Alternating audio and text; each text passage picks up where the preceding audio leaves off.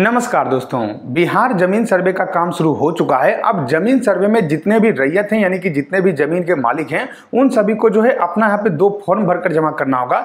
सबसे पहला फॉर्म है प्रपत्र 2 का फॉर्म, जो कि सभी को भरना आवश्यक है। और उसी के साथ साथ एक और फॉर्म आता है जो कि आप लोग का वंशावली का प्रपत्र 3(1) का एक फॉर्म होता है। वो फॉर्म भरकर भी जो है सभी को जमा करना होगा। यानी कि आप लोग को सर्वे करवाने के लिए 2 फॉर्म भरना आवश्यक है और सभी को जो है ये दोनों फॉर्म भरना होगा। प्रपत्र 2 का फॉर्म किस तरीके से भरा जाता है इस पे मैंने जो है पहले से वीडियो बना रखा है, पूरा हाथ से जो है भरकर मैंने आप लोगों को वहां पे दिखा रखा है।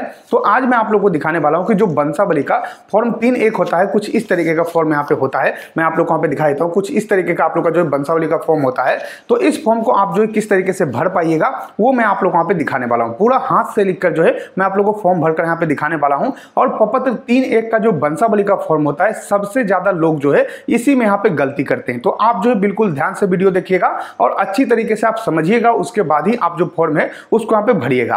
साथ में अगर आप लोगों ने ये वीडियो नहीं देखा है कि वंशावली किस तरीके से बनता है, तो इस पे भी मैंने जो है अलग से वीडियो बना रखा है। अभी आप लोगों को थंबनेल दिख रहा होगा, इस वीडियो को जाकर देख लीजिए, आपको सारा जानकारी मिल जाएगा कि हाथ से खुद से जो अपना वंशावली है वो किस तरीके से आप लोग को बनाना है। लेकिन आज मैं आप लोग को दिखाने वाला हूं कि प्रपत्र 3(1) का जो फॉर्म है वो किस तरीके से आप लोग का भरा जाएगा, कहां पे क्या आप लोग को भरना है, सब कुछ मैं आप लोग को जो है स्टेप बाय स्टेप दिखाने वाला हूं। तो वीडियो को आप जो पूरा जरूर देखिएगा। लेकिन उससे पहले अगर आपने जो है इस चैनल को सब्सक्राइब नहीं किया है तो नीचे आप लोग को जो एक सब्सक्राइब का बटन दिख रहा होगा, उसको दबाकर जरूर जो है आप इस चैनल को सब्सक्राइब कर लीजिए, ताकि आपको हर एक अपडेट जो है सबसे पहले मिल सके।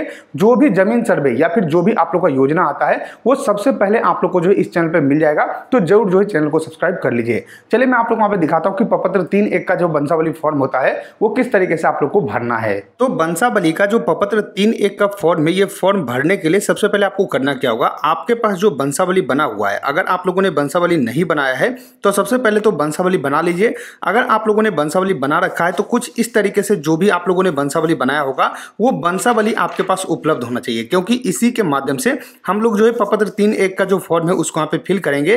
प्रपत्र 3(1) का जो फॉर्म होता है दोस्तों, वो ये बस ये बताने के लिए होता है कि जो भी वंशावली आप लोगों ने यहाँ पे लगाया है वो वंशावली जो है बिल्कुल सही है और इसमें दिया हुआ जितना भी जानकारी है वो बिल्कुल सही है। तो यही जो है आप लोग यहाँ पे होता है प्रपत्र 3(1) का फॉर्म, और इसको जो है वंशावली का जो फॉर्म है वो भी यहाँ पे बोला जाता है। तो अब जो है किस तरीके से आप लोग को इस फॉर्म को फिल करना है वो मैं आप लोग को दिखाता हूं। तो सबसे पहले आप यहाँ पे जो है वंशावली देख लीजिए, इसी वंशावली के मुताबिक जो है मैं इस फॉर्म को यहाँ पे फिल करने वाला हूं। तो इसी के हिसाब से आप लोग वहाँ पे जो है फॉर्म भरना होगा। तो सबसे पहले तो अपना वंशावली लीजिए, उसके बाद यहाँ पे देखिए आप लोग का जानकारी दिया हुआ है कि शिविर प्रभारी अंचल। तो यहाँ पे जो भी आपका अंचल पड़ता है आपके गाँव का, वो आप लोग को यहाँ पे लिखना है। जैसे कि मेरा जो है जमुई यहाँ पे पड़ता है तो जमुई यहाँ पे लिख देंगे कुछ इस तरीके से। उसके बाद यहाँ पे जिला लिखना है, तो मेरा जिला भी आप लोग का जमुई है तो यहाँ पे जमुई लिख देंगे कुछ इस तरीके से। तो जो भी आपका अंचल है, जिला है, वो आप लोग को वहां पे लिखना है। उसके बाद यहाँ पे देखिए आप लोग का जानकारी दिया हुआ है कि उपरोक्त विषय के संबंध में सूचित करता हूं, कहना है कि हम लोग, यानी कि यहाँ पे जो है आप लोग को अपना और अपने भाई का, अपने बहन का जो डिटेल है वो आप लोग को वहां पे देना होगा।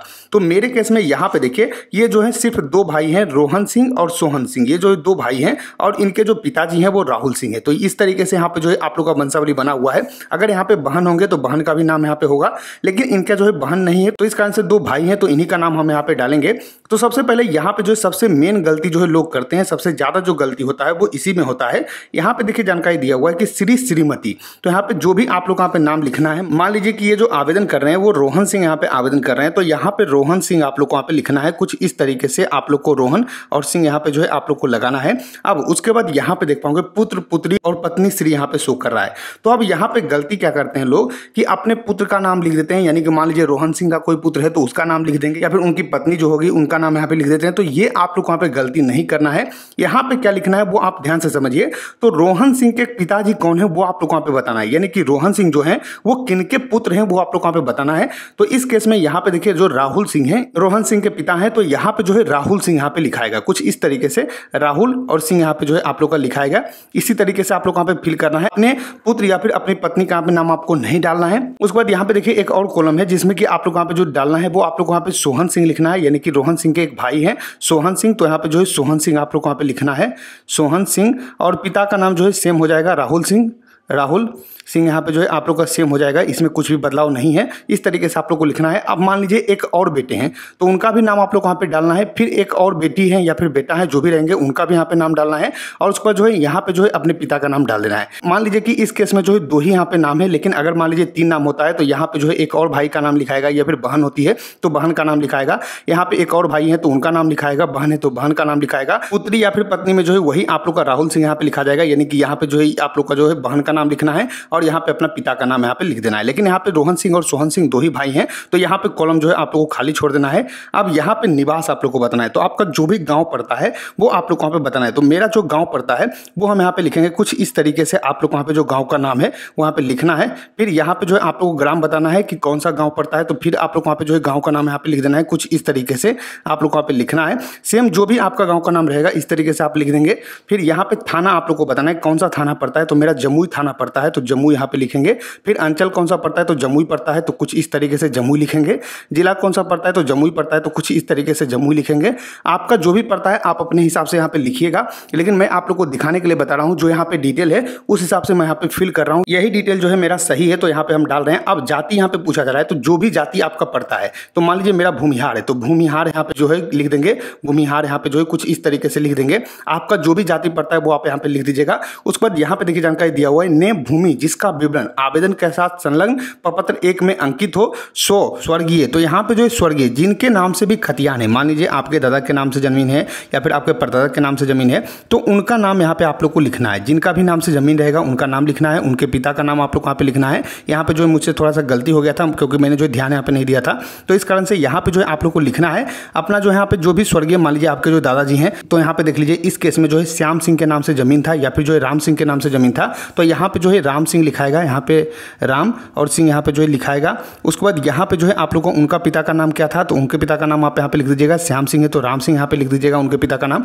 तो जो भी रहेगा वो नाम आप लोग वहाँ पे डालना है, ग्राम आप लोग वहाँ पे डालना है। अब यहाँ पे जो राजस्व ग्राम, फिर से यहाँ पे जो है अपने गाँव का नाम लिखना है। तो यहाँ पे जो भी आप लोग का गाँव का नाम पड़ता है वो आप लोग को बताना है। अब यहाँ पे एक और डाउट आप लोग को मैं क्लियर कर देता हूँ कि यहाँ पे जो गाँव का नाम है ये आप लोग का डिफरेंट हो सकता है, क्योंकि मान लीजिए कि जो रोहन सिंह है उनका गाँव कोई और पड़ता है और उनका जो नानी घर है उसमें जो है उनको यहाँ पे जमीन मिला हुआ है, तो ऐसे में जो जमीन का डिटेल होगा वो अलग होगा और उनका जो नाम होगा वो आप लोग का अलग होगा। तो ऐसे में मान लीजिए कि यहाँ पे जो है राहुल सिंह अपना गांव का नाम डालेंगे और यहाँ पे जो राजस्व ग्राम दिख रहा है इसमें जो है अपना जो नानी घर का नाम होगा वो यहाँ पे डालेंगे, उसका डिटेल यहाँ पे फिल करेंगे। तो इस तरीके से आप लोग वहाँ पे ध्यान रखना है, ऐसा नहीं कि यहाँ पे जो है आप लोग को वही डिटेल भर देना है। हालांकि ज़्यादातर लोगों का जो है सेम रहेगा, क्योंकि जिस गाँव में आप रहते हैं उसी गाँव में आपका जमीन होगा, ज़्यादातर लोगों का यही होगा। तो आप जो है दोनों जगह पे अपना गाँव का नाम यहाँ पे लिख सकते हैं। तो राजस्व ग्राम यहाँ पे बताना है, यानी किस गाँव में जमीन है वो आप लोग वहाँ पे बताना है। तो यहाँ पे जो गाँव है वो सेम है तो इस तरीके से सेम लिख देंगे। जो भी गांव है वो आप लोग को बताना है। आप लोग का अंचल कौन सा पड़ता है तो वही पड़ता है अंचल जो यहाँ पे मैंने ऊपर दिया है, तो वही लिख देंगे कि जमाबंदी क्रमांक संख्या। अगर आप लोग को जमाबंदी संख्या है तो यहाँ पे जो लिख सकते हैं। उसके बाद यहाँ पे मान लीजिए केवाला है तो केवाला यहाँ पे लिख सकते हैं कुछ इस तरीके से। केवाला आप लोग को वहाँ पे लिखना है। अगर खतियान है तो खतियान में टिक लगाइएगा, बाकी इसको छोड़ दीजिएगा। फिर यहाँ पे खाता संख्या आप लोग को लिखना है, खेसरा संख्या लिखना है, रकबा कितना है, मान लीजिए कि आपका जो जमीन है वो कितना डिसमिल है वो आप लोग वहाँ पे बताना है। तो मान लीजिए कि मेरा जो जमीन है वो 72 डिसमिल है, तो 72 और डिसमिल करके जो है कुछ इस तरीके से यहाँ पे लिख देंगे। उसके बाद यहाँ पे लगान अगर आप लोग को पता है तो लिख सकते हैं, नहीं तो इसको छोड़ दीजिएगा। को उत्तराधिकारी बंटवारा, यानी कि अगर आप जो है उस जमीन के उत्तराधिकारी हैं या फिर बंटवारा में मिला है तो वो आप लोग वहाँ पे बताना है। उसके बाद आप लोग वहाँ पे नीचे आना है। नीचे आने के बाद यहाँ पे कुछ भी आप लोग को नहीं करना है। यहाँ पे आप लोग को जो अपना सिग्नेचर है, यानी कि जो भी आवेदन कर रहे हैं, मान लीजिए रोहन सिंह यहाँ पे आवेदन कर रहे हैं तो रोहन सिंह यहाँ पे जो है आप लोग वहाँ पे जो सिग्नेचर है उनको यहाँ पे कर देना है। उसके साथ ही यहाँ पे जो मोबाइल नंबर है वो यहाँ पे लिखना है। उसके बाद यहाँ पे आधार नंबर जो है आप लोग वहाँ पे जो है लिख देना है। आधार नंबर कुछ इस तरीके से करके अपना आधार नंबर यहाँ पे लिख दीजिएगा। तो इस तरीके से आप लोग वहाँ पे जो प्रपत्र 3(1) का फॉर्म है वो आप लोग वहाँ पे फिल करना है। पूरा स्टेप बाय स्टेप मैंने आप लोग वहाँ पे दिखा दिया है। तो जैसा कि आप लोगों ने देखा दोस्तों, मैंने आप लोग वहाँ पे दिखा दिया है कि सर्वे का जो वंशावली 3(1) फॉर्म होता है वो किस तरीके से आप लोग का भरा जाता है, सब कुछ मैंने आप लोग वहाँ पे बता दिया है। आशा करते हैं कि आपको वीडियो पसंद होगा। अगर वीडियो पसंद आए तो लाइक के इस वीडियो को, सब्सक्राइब कीजिए हमारे चैनल को, साथ ही शेयर के इस वीडियो को, ताकि और भी लोगों को जानकारी मिल सके। हम मिलते हैं आपको अगली वीडियो में, तब तक के लिए धन्यवाद।